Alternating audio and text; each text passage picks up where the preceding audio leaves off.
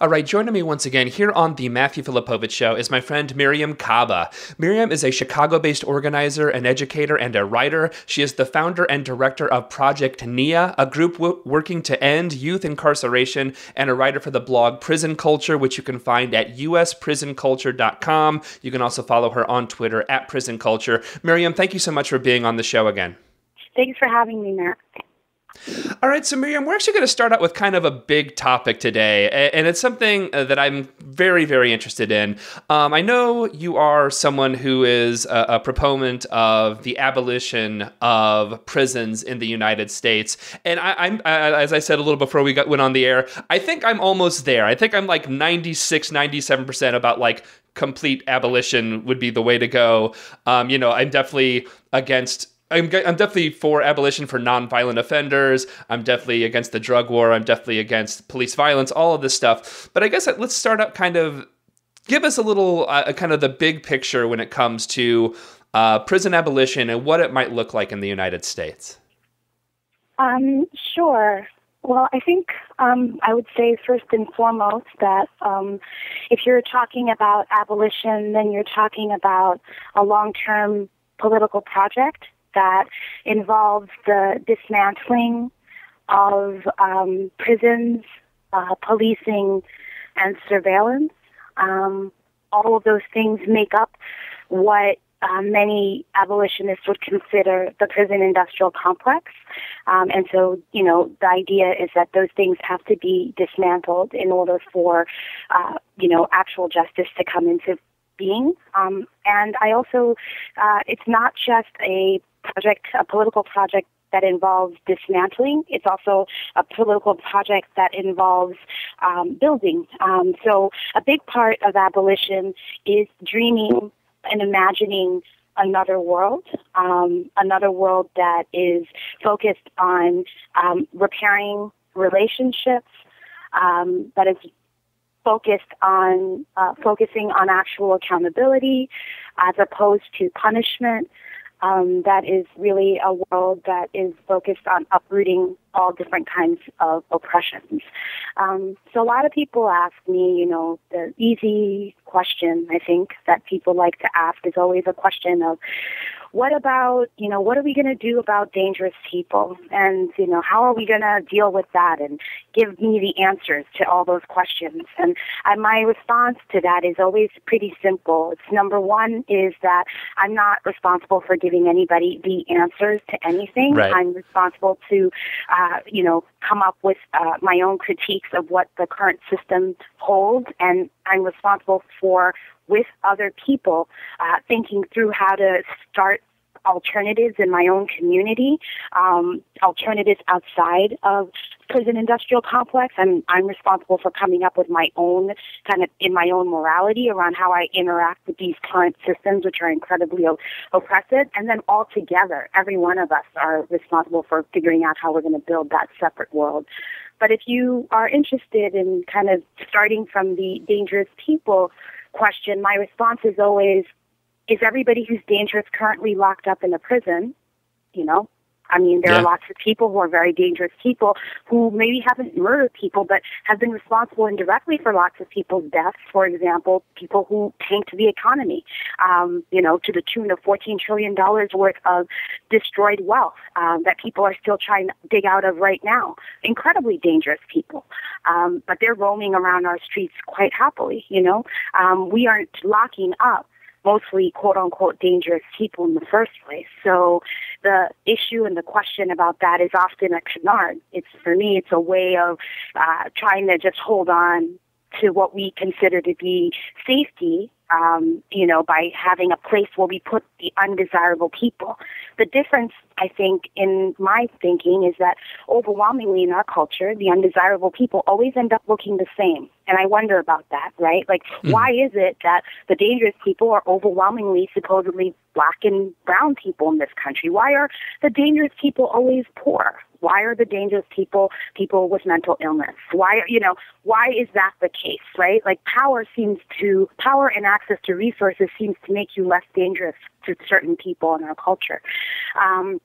So I think that the abolitionist project really asks people to think broadly, to also recognize that people are actually practicing abolition every day. You practice abolition every day. People say, well, what does that really mean? What does it mean to practice abolition every day? Let's say, Matt, that you are your cousin, that you love, that you grew up with, a friend, that your cousin is suffering from enormous amounts of, has a substance abuse issue. And for years you've been struggling with that, right? And that person has either borrowed or stolen money from you in the past, right? And all of a sudden you come home one day and you notice that your apartment has been broken into, and your new big screen TV is gone, as well as a whole bunch of other stuff that really means something to you, right? And in your head, you come right to the idea that you figure it's your cousin who took it right away. You're like, Jesus Christ, my cousin came into my house and stole my crap. I'm so pissed off, right? And the first thing you do is what? What do you do? Your first instinct. If I know it's my cousin, I probably wouldn't call the police on my cousin because it's my cousin. But if it was a stranger, you might call the cops. Your first thought would be what would you do right away? What's the right away? If it's my cousin, I'd try to find my cousin. Exactly. You try to find your cousin, right? So you might call your mom, whose sister is the one who's your cousin's mother, and you might say to your mom, "Mom, get me my freaking cousin's number right now. I'm gonna call him. I need to get my stuff back." Blah blah blah blah blah. Right? You might get mad, and your mother might be like, "Oh, okay. Let's figure out how to handle this." Right? Let's call so-and-so and talk with them and see if they know where he is, and let's have a family conversation with each other and figure out what the next steps need to be. Maybe he needs to go back into counseling. Maybe he needs this, maybe, And your concern will be also what's going on with your cousin now. Maybe he's, using that stuff to shoot up more, and he might have an overdose. So you're concerned about that. You have a whole slew of concerns that don't involve getting the state involved in the loss of what you've gotten, what you had, right? That your stuff is important to you, etc. But your response, because you care about your cousin, is very different from how you might respond to a complete stranger who you don't know, right? Right. And what we always want to talk about abolition is we want you to think more about everybody like your cousin.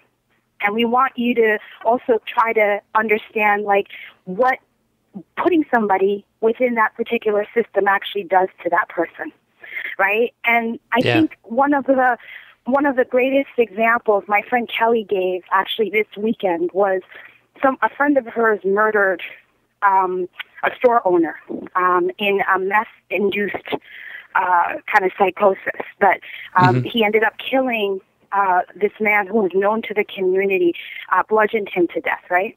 And people were so upset, and people were so wanting justice, and justice for the man who was killed, and people were just this guy needs to go, and Kelly was really upset because she had this really conflicted feeling, because she knew that her friend was not a monster, quote unquote, even though he was being portrayed in that way, because he'd done a heinous thing, right? That nobody wants anybody else to be killed by anybody. So she was really conflicted, and she went and talked to a woman in the community who was a Native woman who was, well known to people in the neighborhood, and my friend Kelly's Native American. And so this woman said to her, well, of course you don't want your friend to end up in prison. A, he's not going to get well or healed within that space. But two, the other thing for sure is that when something goes wrong, you don't go and pick the most racist, violent, and sexist person to solve that problem. That is violent.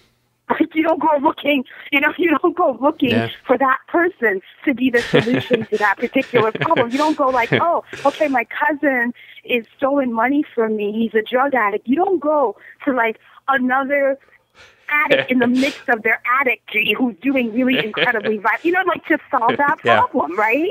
And that's what the prison is. That's what the prison is. When Dean Spade makes the point, the prison is the serial killer. The prison is the serial rapist. So how are you going to turn to that institution to quote unquote deal with the serial killer and the serial rapist unless your interest is in exile and forever locking up every single person who creates a bad act and does a bad act, even if that act is like heinous, right? Yeah. And so the last thing I would say is, if you're an abolitionist and you're thinking about abolition as something that is actually about uprooting oppression, that is about building as well as dismantling, then the idea is that eventually we would come to a point where all the things that lead to people doing really bad things would be lessened dramatically. So even if we didn't have prisons anymore, we would find something else that would replace that prison to address people who really were kind of irredeemably horrifying to a particular society. I don't know what that place would look like, but it wouldn't be like the current prisons we have. And it wouldn't be necessarily because we'd have a different culture and a different set of relationships with each other. We wouldn't need thousands and thousands of these places to lock up thousands and thousands of people. So that's what abolition is about. In a nutshell, that's the thinking, and that's the kind of theoretical basis for it. And I don't see it happening in my lifetime, but it's definitely something that has to be part of a conversation that's being had about transforming justice.